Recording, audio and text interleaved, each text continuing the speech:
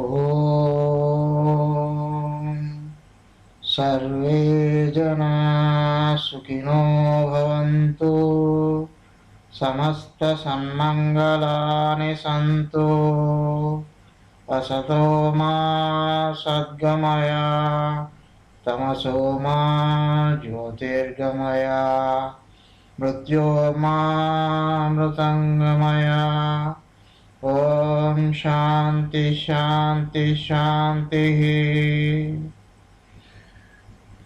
Hi viewers, this is doctor T Madhusudana, lecturer in commerce, Government College for Men, Kadapa, Andhra Pradesh. As a part of GST series of topics, we have been learning various aspects of GST. So in this process, today we are trying to learn the Australian model of GST. That means the international experiences is one of the factors which motivated the India to introduce GST in India. Therefore, some of the models have been studied by the Indian government. Among them, Australian model is one of the model studied by the Indian government.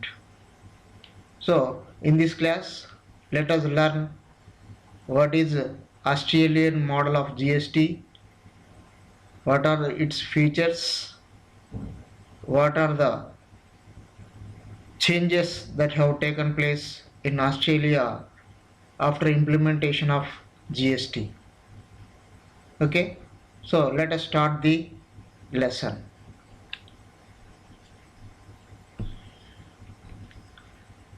So the topic is Australian model of GST. Australian model of GST. So France was one of the first countries to implement GST in 1954, followed by Germany in 1968 and the United Kingdom in 1973. Australia implemented GST on July 1st, 2000 under the aegis of Howard government. So ప్రపంచంలో వివిధ దేశాలలో GST అనేది implement చేయబడింది. మొట్టమొదట ఫ్రాన్స్లో 1954లోనే ఈ GST అనేది implement చేయబడింది. తర్వాత జర్మనీలో 1968లోను, యునైటెడ్ కింగ్డమ్లో 1973లోను ఈ జిఎస్టి అనేది ఇంప్లిమెంట్ చేయడం జరిగింది. ఇక ఆస్ట్రేలియా విషయానికి వస్తే, ఆస్ట్రేలియాలో జూలై 1, 2000 నాడు హోవర్డ్ గవర్నమెంట్ ఆధ్వర్యంలో ఈ జిఎస్టి అనేది అమలు చేయడం జరిగింది. ఈ ఆస్ట్రేలియన్ మోడల్ ఆఫ్ జిఎస్టి యొక్క ముఖ్యమైనటువంటి లక్షణాల గురించి మనం ఇప్పుడు చూద్దాం. So features of Australian model. Australian model యొక్క లక్షణాలు ఏమిటి? ఆ లక్షణాలు, వాళ్ళ జిఎస్టీలు ఇంప్లిమెంట్ చేయడంలో ఉన్నటువంటి ప్రధానమైనటువంటి లక్షణాలు ఏమిటి అంటే, first, GST is levied on supply of goods or services in Australia. So this is the first feature of Australian model. That is the GST will be levied on the goods and services that are supplied within Australia. ఆస్ట్రేలియాలో supply చేసినటువంటి goods కానీ లేదా సేవల మీద మాత్రమే ఆస్ట్రేలియాలో GST అనేది విధిస్తారు. Number 2, GST is levied on imports of goods or services into Australia. So ఏ గూడ్స్ అయితే ఆస్ట్రేలియాలోకి దిగుమతి చేసుకోబడతాయో, ఇంపోర్ట్ చేసుకోబడతాయో, అలాంటి వస్తువులు సేవల మీద కూడా ఆస్ట్రేలియాలో జిఎస్టి అనేది విధించడం జరుగుతుంది. ఇది రెండవ లక్షణం.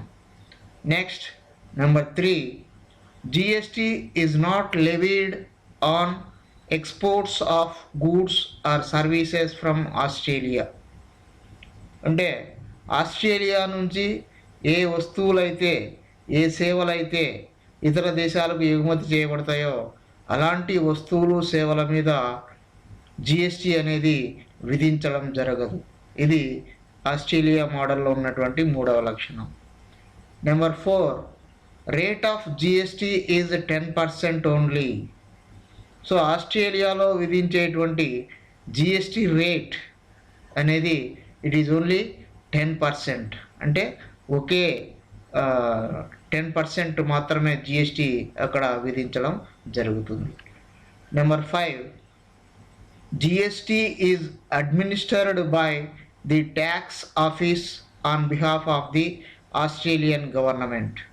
సో ఆస్ట్రేలియాలో జిఎస్టి అనేది ఎవరు అడ్మినిస్ట్రేషన్ చేస్తారంటే దాన్ని వసూలు చేయడం, దాని యొక్క పనితీరును గమనించడం అనేది ఎవరు చేస్తారా అంటే ట్యాక్స్ ఆఫీసెస్.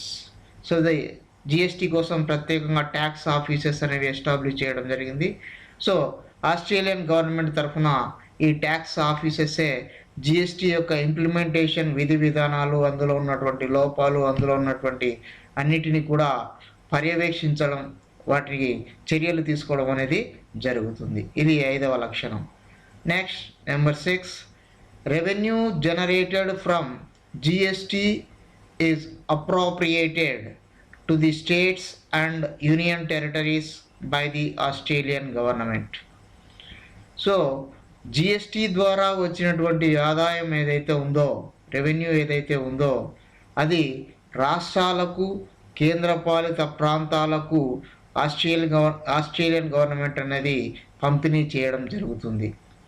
ఇది మరొక ముఖ్యమైనటువంటి లక్షణం. That is revenue generated from GST is appropriated to the states and union territories by the Australian government. This is another feature of GST model. Next, number 7, every person the turnover of whom exceeds a 75,000 Australian dollars is liable for registration under GST. So the registration condition, ఎవరెవరు GST కింద registration చేసుకోవాలనేటువంటి విషయానికి వస్తే, ఆస్ట్రేలియాలో ఏ వ్యాపారస్తునికైతే 75,000 Australian dollars కంటే ఎక్కువ turnover ఉంటుందో ఆ వ్యక్తులు జిఎస్టీ కింద తప్పనిసరిగా రిజిస్ట్రేషన్ చేసుకోవాల్సి ఉంటుంది. ఇది మరొక ముఖ్యమైనటువంటి feature. Number 8, in case of default 1/11 of the income and some form of penalty is paid to the government. So ఎవరైనా సరే జిఎస్టి పన్ను చెల్లించకుండా తప్పుడు లెక్కలు చూపించి ట్యాక్స్ ఎగ్గొడతారో అలాంటి వారు వారి యొక్క ఆదాయంలో 1/11 వంతు ఆదాయాన్ని మరియు కొంత పెనాల్టీని ప్రభుత్వానికి చెల్లించవలసి ఉంటుంది. ఇది మరొక ముఖ్యమైనటువంటి లక్షణం. That is in case of default 1/11 of the income and some form of penalty is paid to the government. Next number 9, the provision of credit back, that is adjustment of input tax out of output tax is allowed under GST. So మనము output tax ఏదైతే వసూలు చేస్తామో అందులో నుంచి మన input కొనుగోలు చేసేటప్పుడు చెల్లించినటువంటి ట్యాక్స్ను మనము వాపసు పొందడం అనేది ఆస్ట్రేలియాలో కూడా మనకు వీలు కలుగుతుంది. అంటే ఇప్పుడు మన ఇండియాలో మనం ఇన్పుట్ ట్యాక్స్ క్రెడిట్ అంటాం. సో ఆస్ట్రేలియాలో కూడా ఈ ఇన్పుట్ ట్యాక్స్ క్రెడిట్ అనేది అలౌ చేస్తారు. అంటే మనం వస్తువులను కొనుగోలు చేసేటప్పుడు మనం చెల్లించినటువంటి జిఎస్టీని మనం అదే వస్తువులను ఇతరులకు అమ్మినప్పుడు మనం వసూలు చేసినటువంటి జిఎస్టీ నుంచి మినహాయించుకొని నికర మొత్తాన్ని మాత్రమే మనం ప్రభుత్వానికి జిఎస్టీ చెల్లించవలసి ఉంటుంది. దాన్నే ఇన్పుట్ ట్యాక్స్ క్రెడిట్ అంటారు. ఓకే, సో ఇది ఇన్పుట్ ట్యాక్స్ క్రెడిట్ అనేది ఆస్ట్రేలియాలో కూడా అలౌ చేస్తారు. Number 10, the records have to be maintained for at least a period of 5 years for the purpose of GST. So ఇది మరొక ముఖ్యమైనటువంటి లక్షణం ఏంటంటే జిఎస్టీ రికార్డ్స్, వ్యాపార సంస్థలు తయారు చేసేటువంటి రికార్డ్స్ తప్పనిసరిగా 5 సంవత్సరాల పాటు వాటిని ప్రిజర్వ్ చేసుకోవాల్సి ఉంటుంది. ఎందుకంటే ఏవైనా లోటుపాట్లు ఎక్కువ తక్కువలు ఉన్నట్లయితే వాటిని 5 సంవత్సరాల వరకు ఆ రికార్డులు భద్రపరుచుకొని 5 సంవత్సరాల తర్వాత ఎలాంటి లిటిగేషన్స్ కానీ ఎలాంటి కేసులు కానీ పెండింగ్ లేకపోతే 5 సంవత్సరాల తర్వాత ఆ రికార్డ్స్ను డిస్మాంటిల్ చేసుకోవచ్చు. సో అది మరొక ముఖ్య లక్షణం. The records have to be maintained for at least a period of 5 years for the purpose of GST. ఈ 5 సంవత్సరాల్లో ఎలాంటి కేసులు కానీ ఎలాంటి ఇవి కానీ లేకపోతే అప్పుడు వాటిని మనము ఆ రికార్డులను డిస్మాంటిల్ చేసుకోవచ్చు. ఇవి మనకు ఆస్ట్రేలియన్ మోడల్ యొక్క ముఖ్యమైనటువంటి లక్షణాలు. ఇక ఈ జిఎస్టీ ఇంప్లిమెంట్ చేసిన తర్వాత మనకు ఆస్ట్రేలియా ఎకానమీలో వచ్చినటువంటి మార్పులు, ఏమేం మార్పులు వచ్చాయి అనే విషయాన్ని చూస్తే effect of GST on Australian economy. The macro economic indicators reveals that there was improvement in. So ఆస్ట్రేలియాలో జిఎస్టీ ఇంప్లిమెంట్ చేసిన తర్వాత ఈ అంశాలలో చాలా మార్పులు అనేవి రావడం జరిగింది. ఇవి పాజిటివ్ ఇండికేటర్స్. అవి ఏమిటంటే number 1, GDP growth rate, gross domestic product అనేది పెరగడం జరిగింది జిఎస్టీ ఇంప్లిమెంట్ చేసిన తర్వాత ఆస్ట్రేలియాలో. అది మొదటి మార్పు. రెండవ మార్పు ఏమిటంటే అంటే ఫిస్కల్ బ్యాలెన్స్. సో ప్రభుత్వం యొక్క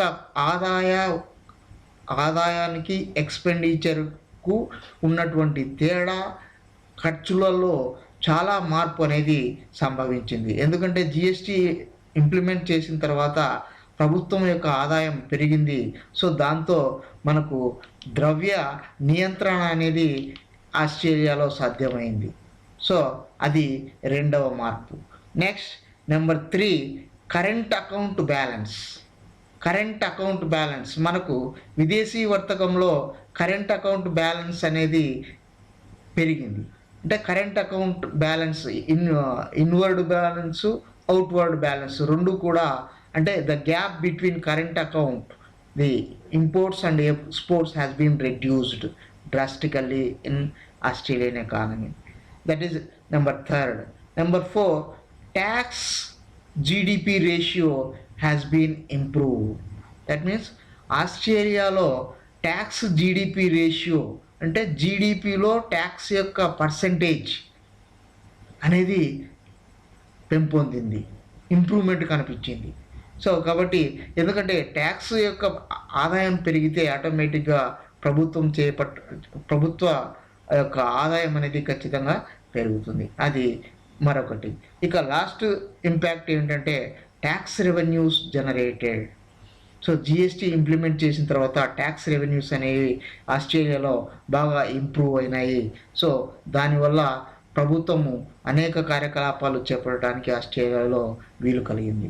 ఇవి జిఎస్టీ యొక్క ఇంపాక్ట్. ఆస్ట్రేలియా మీద ఈ అంశాల మీద జిఎస్టీ యొక్క ప్రభావం, పాజిటివ్ ప్రభావం అనేది కనిపించడం వల్ల ఆ దేశము ఆర్థికంగా ముందుకు వెళ్ళింది. సో ఇది మనకు ఆస్ట్రేలియన్ మోడల్ ఆఫ్ జిఎస్టీ యొక్క లక్షణాలు, దాని యొక్క ఇంపాక్ట్.